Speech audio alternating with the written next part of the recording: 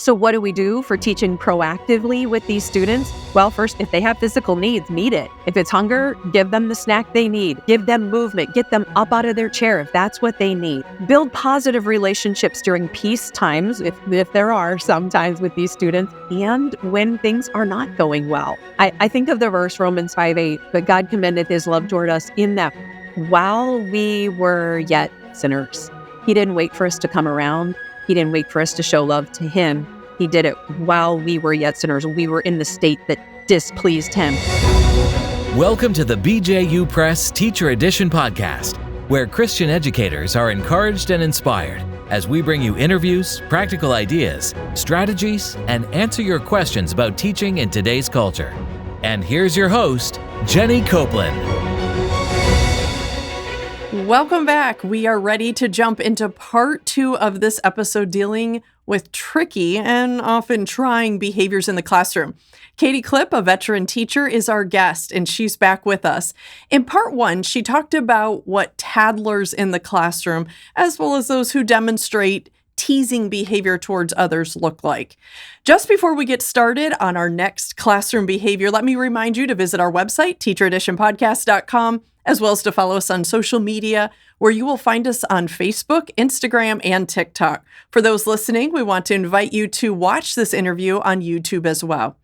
Okay, Katie, welcome back for part 2 as we continue to talk about some tricky classroom behaviors. Ready to roll? Glad to be back. Let's do this. Okay, so let's talk about the defiant and tough students. As a teacher, these types of students, they can just give you pause. I know we don't like to typically use this term, but some of these students can be, I guess, just even intimidating, mainly because we don't always know what to do with them. So, Katie, what are your thoughts on these students? Where are they coming from? And what are some of the remedies we can use for this behavior? You're right. They stop us in our tracks. We fear them. They make us question our ability as a teacher, and that makes us nervous. And really, when we engage in a heart-to-heart combat with these type of students, no one wins. And we might think we do, and we said the wittiest thing and stopped the behavior, but we didn't really win. And they often are a little tricky to spot at times, but they do follow patterns. Okay, you might get the ones who avoid eye contact or the ones who give you the blistering eye contact. You might have just ones who yell at you.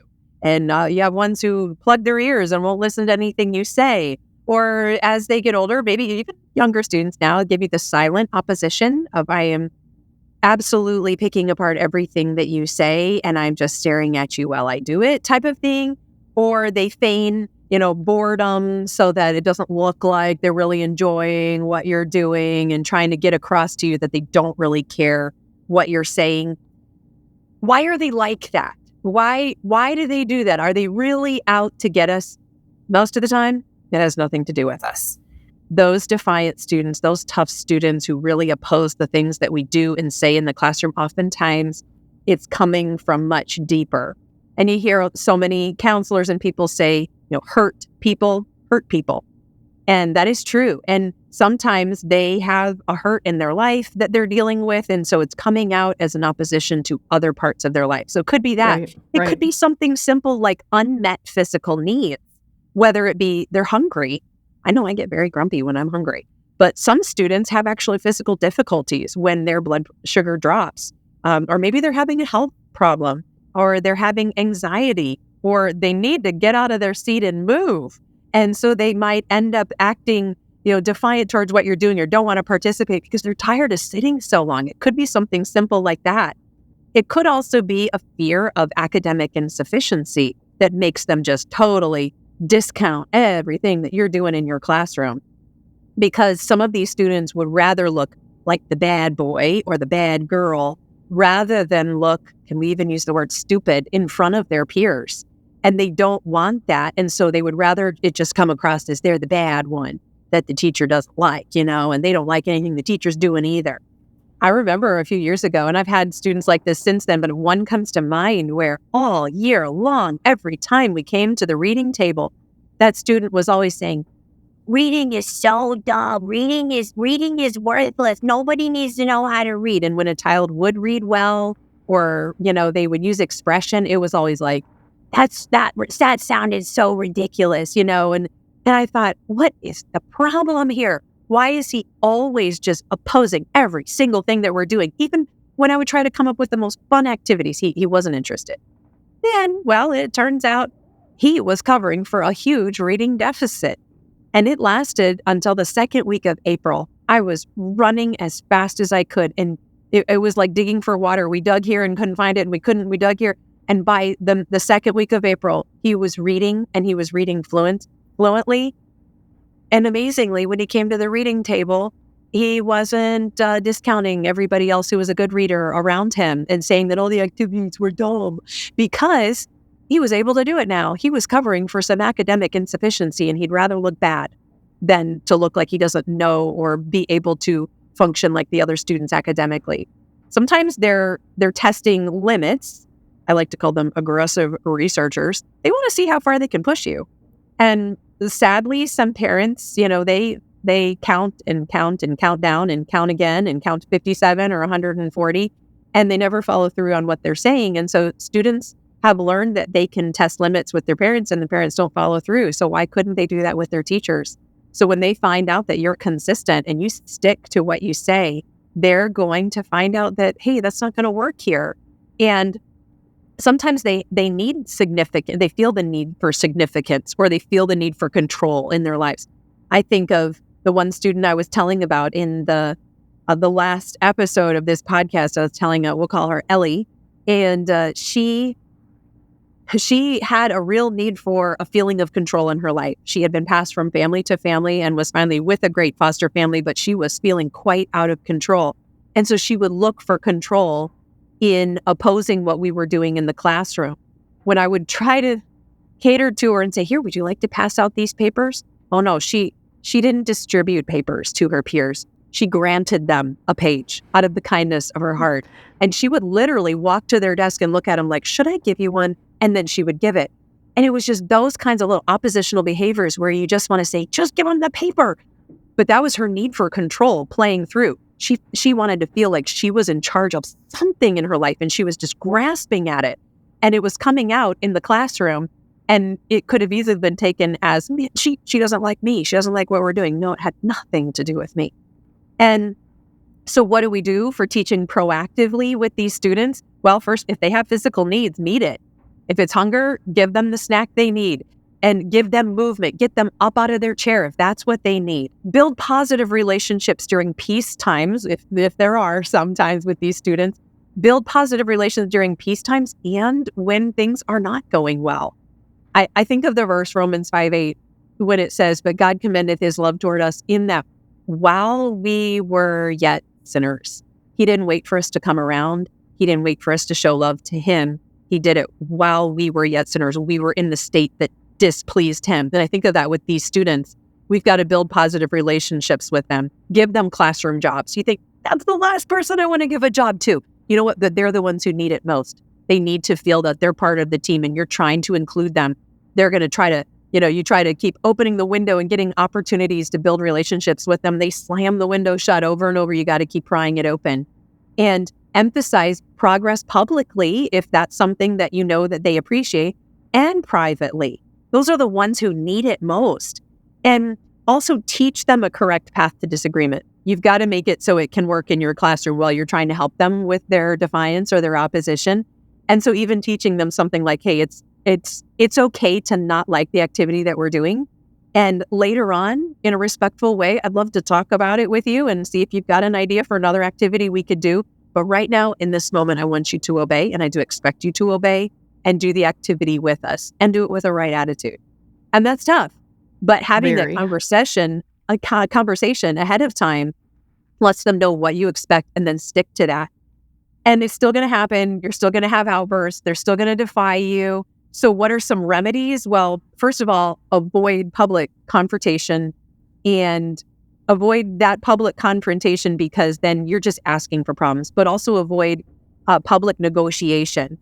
And even when you're talking to them, not getting right in front of them. I know we feel that as teachers. I want to get nose to nose with them and tell them what I think.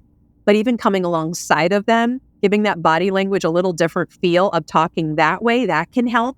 But also not phrasing things to these kinds of students as, okay, would you pick up that paper for me? Okay, would you do that for me? Don't phrase it as a question. You're going to get yourself into hot water. You're going to give them an opportunity to say, no, I'm not going to do that for you. And also, choose your battles. Okay, so maybe they obeyed, but they kind of stomped on their way to do it. You know what? If you're having these battles over and over again, choose your battles. They obeyed this time, next time work on the right attitude with them. Or they obeyed this time, next time work on the eye contact when you're talking to them. Choose your battles with them and keep the confrontation that you have with them short, and pay attention to it in the moment, but keep it very brief.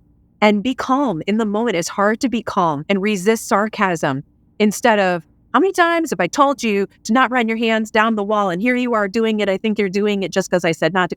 Forget the extra talk. Give the name, give the action that you want. Sam, hands by your side. Think of your GPS. All right, we talked about this in the podcast episode about how your talk is your tool. But think about your GPS. When you're driving somewhere and it's telling you, 2 miles till your exit, 1 mile till your exit, and there goes your exit, and you drive past it, your GPS doesn't shame you in front of, everybody and say, how many miles ago did I tell you that this was your exit? What are you doing? No, it cuts the extra talk and it says, turn around when possible. When possible. That's right. So think of just those two things. And that's something I've really, really worked on in my classroom these last few years, and it has made a world of a difference. So even when I'm standing down the hallway and I see my students sitting in a line, maybe they've come out of the restroom and we're waiting for everybody to finish, and they're doing something, instead of, Mark, stop doing that. How many times have I told you to keep your hands to yourself? Turn around, whatever, the wall can hold up itself. Cut the extra talk. Mark, quiet, and hands by your side. Keep it very, very brief, and offer limited choices if you can give them when possible. Maybe like where they can sit, or the sequence that they do a project in, or choice boards are a really great way to do that as well. Because for these kind of students who are opposing what you're doing, or they're feeling defined, or they want control, that limited choice where you can give it is really, really important. No, I'm not saying let children just do whatever they want in your classroom. That's not what I'm saying. I'm saying give them the choice when possible, and use scripture wisely. Okay, not copying verses as a punishment. Use scripture to let them know which way they should be going, rather than, what have you done? Go copy these verses. They're tough. They throw us off, and they make us fear what they're going to do next. But back to our 5 beads, we say, Lord, help me love them. Those defiant ones are tough, but they are lovable with the help of our great God. That's excellent. Okay, so no class is complete without the clown, right? So class clowns and the performers, I guess we could call them, can be incessant. And honestly, they can be really disruptive to the class. They can easily just ride on your last nerve because they are constantly shifting the attention away from where it should be and back onto themselves. And their bag of tricks just seems bottomless. It never ends. Most are a forced, silly, or sarcastic, but some are genuinely funny, which is not good. Okay, Katie, what are some insights on this group? Like, we see many of the same patterns of behavior from them, but how else do they manifest themselves? Maybe insights on that. And I guess the ultimate question is, how can teachers maintain order and authority and still give these students a chance to exercise, for better or for worse, the fun sense of humor that they have? What do you think? No, you're exactly right. They catch us off guard. It's like you're going along in a lesson, all of a sudden it's like, wait, who just said that?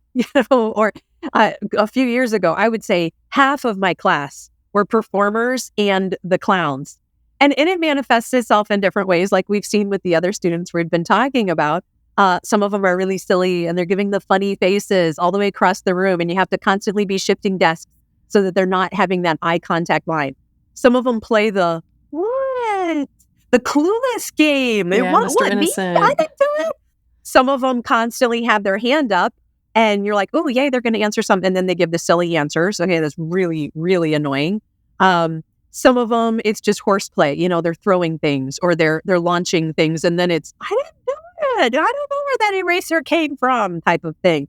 And you can tell the key. You look at their faces, and they're looking at the faces of others, or they sit by certain people. I had a student, about 6 or 7 years ago. You could have picked him out as my class clown if you were only in my room for about 30 seconds, because every time we would come to the rug for a story time or for an instructional time, he wouldn't sit facing the whiteboard or the book that I was reading. He'd come sit next to me, which you think, oh, that's so neat. No, he was sitting next to me so he could face the other students and entertain them the whole time. It was like, the stage is open. So Come on. helpful. Yes. Yeah, yes. that's right. But why do they act like that? Okay, so let's think there's the whys of what they do, and maybe it'll help us understand them a little bit better. Students want to have fun. Can we go with that as our first? Why do they do that? It's fair. They would really like to have your stage. I mean, you get to stand up there all day. And maybe they could be a teacher someday. That's right. So they need your stage. They want to have fun. Some of them, they want to belong. Maybe there's a need for, like we were saying, with an only child, maybe they don't have a lot of interaction with other students. Or maybe they're one of those students who are very possessive in their friendships, and they got to keep those friendships going, and they got to keep everybody online. Can we put it that way? And they want to belong, and so they're just going to do it at all costs, whether or not it means them being silly and get in trouble in class. They got to keep everybody in their palm of their hand. And sometimes they're needing to gain significance, like those students who have things going on in their life where they feel out of control. They want to feel significant, and people laughing at their antics makes them feel significant. They want to stand out, right or wrong. We won't get into that, but they want to gain some significance. And, we could just say some of them are just plain living out their developmental level. And I know we talked about this with our teasers, but those 6 to 8 year olds who are just showing what they know, and they want everybody to like them because of what they know. Sometimes they're just doing their silliness and their stage performance because that's where they are developmentally. It doesn't mean it's right, but I just want you to consider some of those things. It's not often against you. Sometimes I guess we could say many times, it has nothing to do with the teacher. It has something to do with their heart and their needs inside that need to be met. So again, let's use the word proactive. So we want to teach proactively, and we want to, on purpose, apart from the silliness, apart from anything that they're doing, for the rest of our class and our class as a whole, we want to provide planned silly times as a class. You're thinking, what in the world is she talking about? Just let them be crazy? No. It's planned. Okay, so whether it be, I love to do silly songs with my students. We do a whole month of jokes. There's a joke every morning because first graders tell the worst jokes. I bet those are great in first grade. So we actually learn real jokes that make sense. What do you know? Popsicle stick jokes. We do fun read-alouds that the kids there are so many fun ones that they love to interact with. We do energizers, and I provide that so that they're not seeking those times as a class. And it also helps you to develop a relationship with your class because you're laughing, you're making mistakes together. You're like, oops, we messed up that song. We'll have to try it again another day. So, but provide those, and then they won't need to make them up themselves. And build in engaging activities into the lessons. I'm sorry, if you have your students at their desks and you're standing behind a lectern lecturing, they're going to provide their own entertainment. As an alternative to your boring class. Please don't take that as an insult. Please take it as an inspiration, because I want you to provide engaging activities that will make them want to participate and not create their own fun. Even brain breaks. I love to, every once in a while, sometime each day, either during one subject or several subjects, just up pops a screen in the middle of my PowerPoint show, and it has a 30-second music clip tied to it, which, by the way, if you need some timed music clips, you can find some great ones at BesleyanStudios.com. Maybe we could include that in the show notes, Jenny, so that it's timed. There's a quick stop, and it says brain break on the screen. And we pick out an action. Usually it's a themed action. So if it's Cowboy Month, we have an action like we're going to lasso like a cowboy, or we're going to gallop like a stallion. It's planned. It's not just 30 seconds of free-for-all time. It's planned. It's purposeful. I know what muscles are going to be engaged as well and get them ready for the next part of my lesson. And the music is timed. So at 30 seconds, if they're not headed toward their seat when that 30 seconds stops, then we lose a privilege as a class, or that student loses a privilege. We practice those quick stops over and over. And so include those in your lesson so that they're up and out of their seats.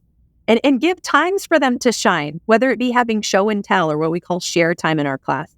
Letting them get up and share an item they brought from home and show everybody and tell about it. And if they want to be silly during their little time and crack a joke, whatever, it's their time to shine.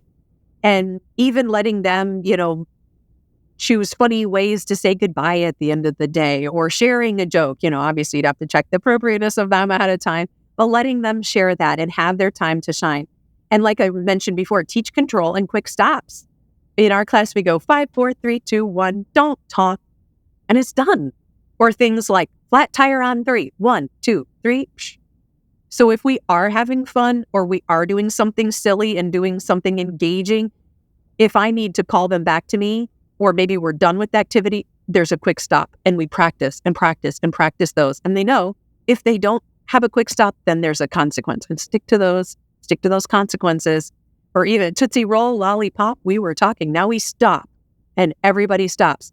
That's where your little clowns and performers are going to have a hard time not giving a little extra peep or a ha-ha or something. No, it stops. Everybody's done. We're no more noise, and then stick to those expectations. They're still going to do it. They're still going to try crazy things and try to be funny. So when it happens, like we talked about with the defiant students, respond immediately and reinforce when they're successful. And be sure to use a neutral tone, not Jimmy, not again. No more silly noises. No, Jimmy, quiet. Just very neutral. And, sometimes I have a hard time dealing with students who, when somebody's trying to be funny, I have a hard time dealing with the ones who are laughing at him. Like, stop laughing. You're encouraging them. The crowd. And so even a conversation of, hey, do you know what message that sends when you're laughing at Jimmy? Sorry, Jimmy, if there's a Jimmy listening. Do you know what message that sends? It's like you clapping for him, saying, Jimmy, great choices. Keep going. You're headed in the right direction. I give you 2 thumbs up. Your laughing is actually cheering for him and telling him he's going the right way. Do you really believe that? And they're like, no, we don't. Oh, then maybe you better inform your laughing, because you're telling him to keep it up and keep going. And actually, you're actually helping him do what's wrong.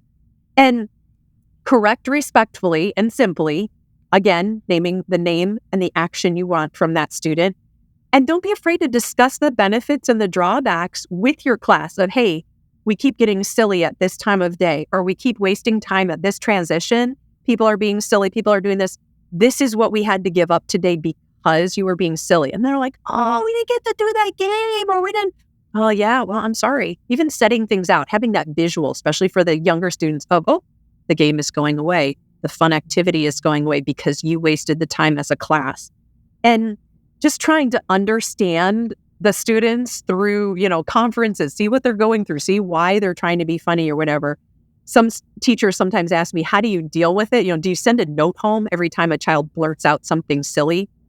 Something I brought with me today for our, listeners who are listening on the podcast, you can go to our video recording of this one, but we call this our control center. It's a little black cardstock square that I put on their desk. It has a strip of the fuzzy Velcro on it, and I attach 3 buttons to it that have I guess we could say the prickly side of the Velcro on the back of them. And so you can hear them coming off and on. But these are what I take when I have problems with students who are blurting out things like that, like being silly or whatever, because I don't necessarily want to send a note home every time. I want to be able to get across that I want them to stop without making a big deal to the parents. But when they do lose all 3 of those buttons, I do transfer over to our behavior point system, like our demerit system of our school. So they're hard. Clowns are tough. They test our patience. But back to our beads. Lord, help me love them. Help me get to them and help them to be able to function in society and learn this life skill of being able to control themselves. That's excellent. Okay, time has slipped away, so we need to wrap up yet again another episode here. But as we wrap up quickly, do you have any final thoughts for our listeners on this broad topic of classroom behaviors? I guess, what is a last thought that you would like to leave with them? And also, please don't forget to come back to the beads. Listeners, in part 1, we started a story that we have not finished, so we cannot leave it at that. We can't end this podcast without knowing what happened at the end of that story. So quickly, as we wrap up, the end of the story and your final takeaway. Right. Okay. So I guess I'll start with a sentence. Just, you have to remember every child in your class is somebody's whole world. They may be incredibly annoying to you, or you may be having a hard time handling them, but they are everything to some family in your class. And we can come back to the beads. All right, we'll start with that. And I want to fast forward in our year. Things didn't really get any better just because Ellie gave me a matching bead bracelet. But February, the middle of February was rolling around and her birthday was coming up, and the students had seen how hard it was to have her in our class. They felt the intense, I guess we could say, aggression back and forth that she was always showing towards other people, showing towards me. And they were amazing. They rallied around her, and she was still so bad, but they wanted to be part of trying to encourage her and get her to act right. And she was gone for a weekend. She left to go see her family that she had actually been taken from a few months before that. And that Monday, we were planning to celebrate her birthday because we wanted to make her feel a part of our class, even though, sadly, at times in my heart, I wished she wasn't part of my class. And I regret that. Well, Monday morning came and we were excited. We had things ready for her. Desk was decorated. And I remember she didn't show up on time, which wasn't totally abnormal for her. So somebody knocked at the door and I thought, this is her. So we ran to the door and we opened it and my supervisor was standing there. I thought, that's strange. And she said, can I talk to you for a moment? So I stuck my head out. You keep one foot in the classroom and one foot in the hallway. And she said, she never got returned to her foster family. She hasn't come back yet. And she never did come back to our class. The rest of the year, we carried on without her. And while it was smooth and it was great, it wasn't good because I felt such guilt for resenting her and for wishing that she hadn't been put in my class because she derailed so many things and so many activities and so many days. I was totally missing the boat that it is not about having smooth days and it is not about having a smooth classroom with children all in a line, quiet in the hall. It is about reaching the hearts of these students. And I had missed that. The Lord had given me a small window. And yes, I had tried. But had I tried my hardest? No, I don't think so. Because it was so hard to like her. And the Lord had given me that small window. And I had tried to pry that window open so many times when she kept shutting it on us. And later, a few months later, sadly to say, we saw that on the news, her family had hurt her and she was being taken to the hospital. And I recognized that name and I recognized that face. And I saw, Lord, please don't let that ever happen to me again. Don't let me ever do that to someone in my class. Was I mean to her? No. Was I caring to her? Yes. But it was my heart that needed to change. And it has changed since then, ever since those 5 B's were given to me. I think of that every time. Lord, help me love them. Love the people that God gives you. You pray for your class all summer, and then when they're put on the list, you get all excited, and then what happens to that when you realize that you got some tricky ones in the classroom?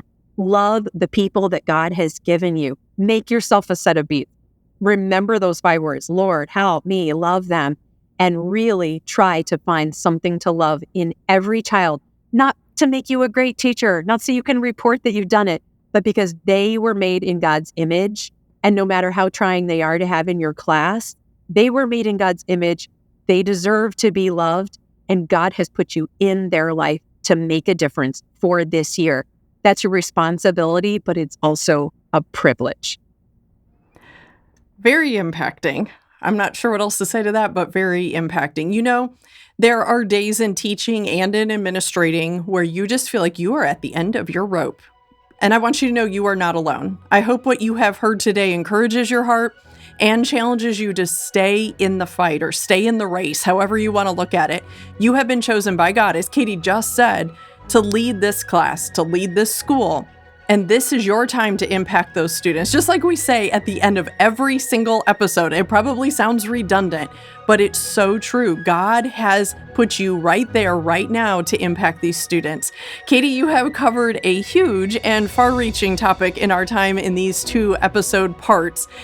And you've given all of us some really practical tools, really, to add to our tool belt. So thank you so much for your time. Thank you for sharing from your experiences and including that story. Having you on the show is always a privilege. It was great to be here. And listeners, thank you also for joining us today. I hope you were challenged and I hope you were encouraged in your calling. As we close this episode, just a reminder to visit our website, teachereditionpodcast.com, for more great information about the podcast and about each episode, including notes there in the show notes about the different materials that Katie has recommended today. Of course, be sure to subscribe to the podcast and follow us on social media. We've already said it, but I'm going to say it again. It's time to get back to your day. But it's not just any day. Every day in the classroom is your day to impact and inspire, not in your own strength, but through God's power and through His grace working in you. Now, go do what God has called you to do.